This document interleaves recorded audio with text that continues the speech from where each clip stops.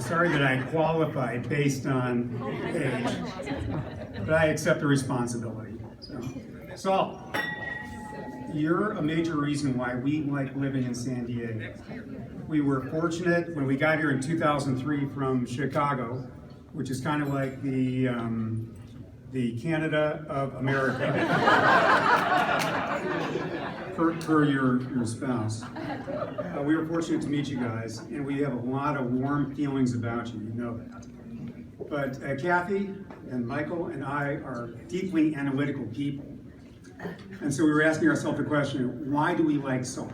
See, this is getting risky now because it's I'm doing a bit, of course. So we came up with 4 virtues of salt. The 4 virtues of salt, why we like you so much, we love you. And to be balanced, we also came up with the 4 flaws of salt. I gotta go. So I think it's set up. We got 4 virtues, we got 4 flaws. They would be sins, but we're not Catholic, you know, virtues. You guys get it. All right, so virtue number 1. Virtue number 1, Saul, is friendliness. Saul, pay attention. Virtue number 1. Well, that's the point. Virtue number 1 is friendliness. Saul's got this amazing ability to make and to sustain friendships, which takes a lot of effort. And you know, those of us who are your friends really appreciate the fact that you'd make that kind of effort. Flaw number 1 is excessive friendliness. Per your wife. You know, your friends have a debate whether you can make friends with anybody. You know that, right? We've had this discussion. So we mentioned Joe Stalin and Pol Pot and Donald Trump, and we ask ourselves the question, could Saul make friends with him? Yes. Most of us believe the answer is yes. So excessive friendliness is flaw number 1. Virtue number 2 is intelligence and knowledge. You've got great intelligence and knowledge. I love talking to you. You observe things. You've got this breadth of knowledge that's just delightful to experience.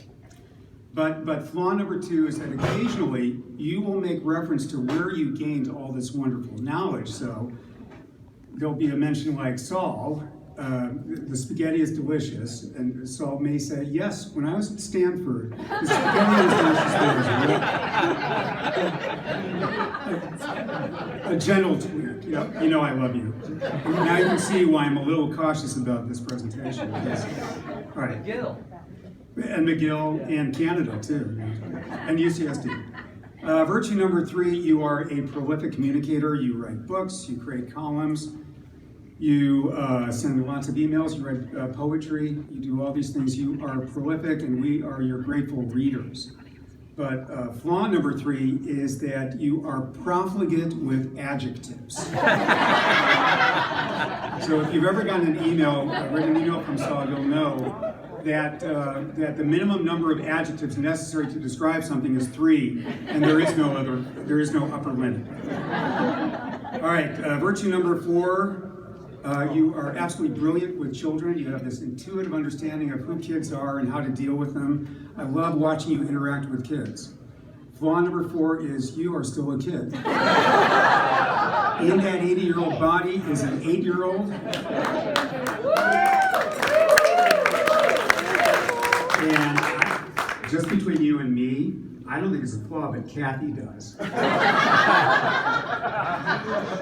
right, the bottom line, my friend, is that your virtues massively outweigh any flaws. You're a large, delightful personality. You are easy and just pleasant and delightful to be with, and we're delighted to be with you tonight.